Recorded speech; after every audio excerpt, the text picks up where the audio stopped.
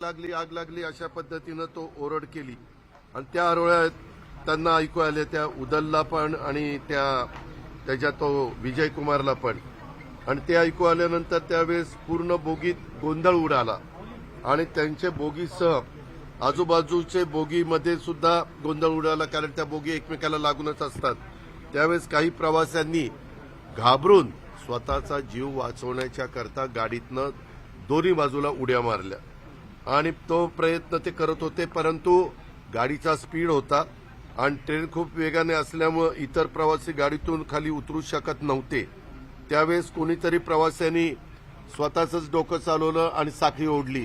आपल्याला सगळ्यांना माहिती आहे की रेल्वेचा प्रवास करत असताना काही असं वाटलं तर धोक्याचं काही असेल तर साखळी ओढावी असं आपण ते सांगतो. आणि रेल्वे मग थांबली आणि प्रवासी गाडीतून खाली उतरण्यास मिळेल या ठिकाणून खाली उतरायला लागले.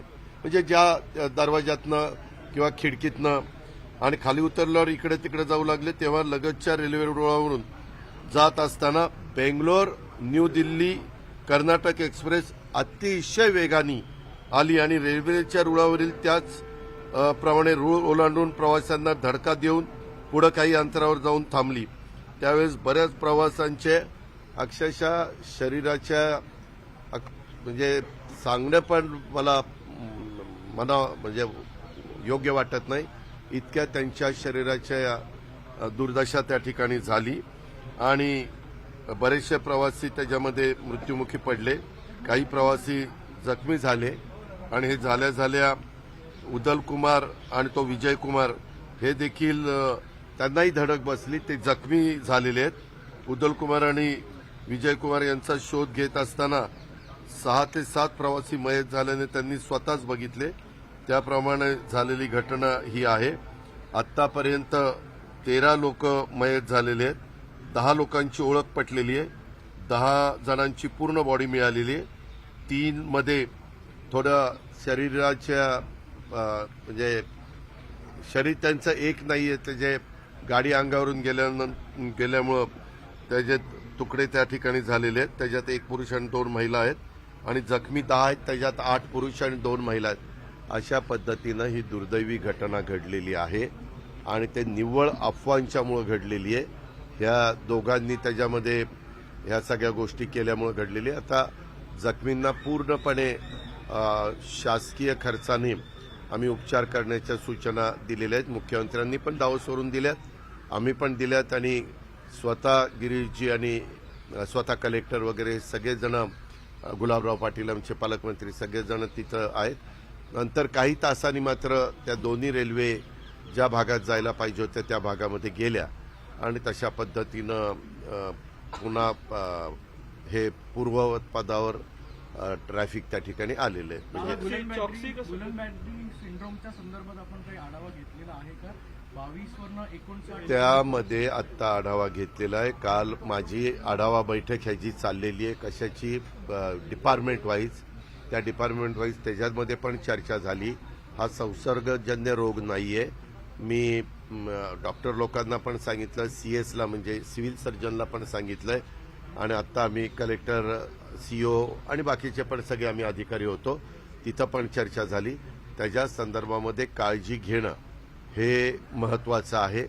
त्याच्यावर बरीच वेगवेगळ्या प्रकारची चर्चा पण होती, अफवा पण होती. मी म्हणलं की तुम्ही एक प्रेस नोट काढा आणि ती प्रेस नोट प्रेसला पण विनंती करा, इलेक्ट्रॉनिक अँड प्रिंटला, आणि ती प्रेस नोट त्या ठिकाणी द्या. म्हणजे एक घबराटीचं वातावरण आपल्याला नागरिकांच्या मध्ये पाहायला मिळतं, ते घबराटीचं वातावरण राहणार नाही.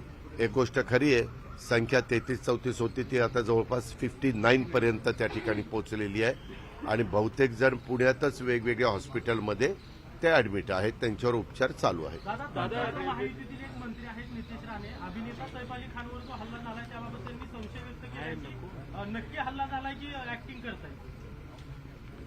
मी तुम्हाला पत्रकार मित्रांनो मागेही सांगितलेलं आहे की मी तुमच्याशी बोलताना राज्याचा आता उपमुख्यमंत्री म्हणून, एक पालकमंत्री जिल्ह्याचा म्हणून बोलतो.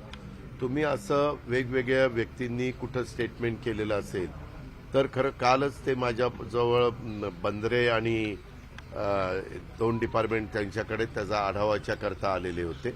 मला ह्याच्याबद्दल काही माहिती नाही.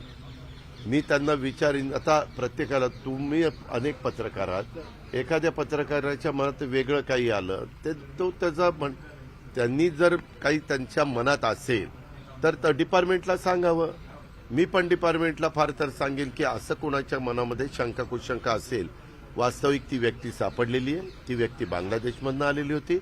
ती एका मुंबईच्या बद्दल आकर्षण बहुतेक सगळ्यांना असतं, आजूबाजूच्या देशातल्या पण काही लोकांना ते आहे आणि त्या निमित्तानं ते आलेले होते. परंतु मुंबई एकंदरीत बघितल्यानंतर त्याला परत त्याच्या बांगलादेशला जायचं होतं म्हणून त्याला 50,000ची गरज होती, पण मागताना त्याने 1 कोटी मागितले.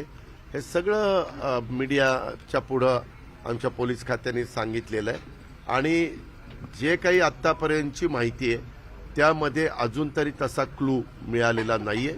कदाचित काल सैफ त्यांच्या घरी स्वतःच्या जात असताना त्यांची तब्येत किंवा त्यांचं एकंदरीत जे काही कपडे वगैरे होते ते बघितल्यानंतर बाबा यांच्यावर काही दिवसापूर्वी असा हल्ला झाला, त्यांची मुळातच तब्येत पण चांगली आहे आणि जे घडलंय ते घडलंयच ना. कारण नंतर त्यांनी आमच्या डिपार्टमेंटनी पहाटे त्याला तिथं घेऊन गेले होते.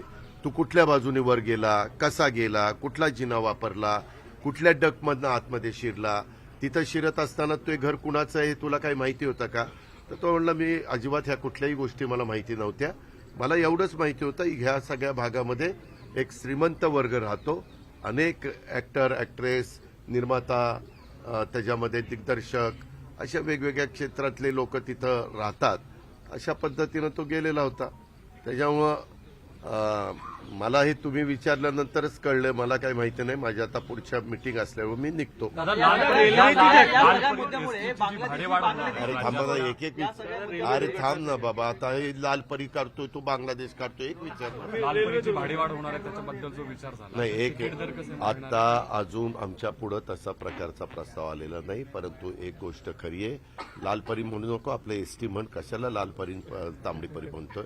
त्या एसटीच्या बसेस ज्या आपल्या महामंडळाच्या आहेत त्यामध्ये आम्ही प्रताप सरनाईक असतील, देवेंद्रजी असतील, एकनाथराव असतील, आम्ही सगळ्यांनी चांगल्या बसेस पुरवण्याच्या संदर्भामध्ये पहिलं आपल्याला कटाक्षाने प्रयत्न करावा लागेल. जर उद्याच्याला काही भाडेवाढ काढायची म्हटलं आणि बसेस जर खराब असतील तर लोक म्हणतील बसेस खराब आहेत आणि कशाची भाडेवाढ करताय.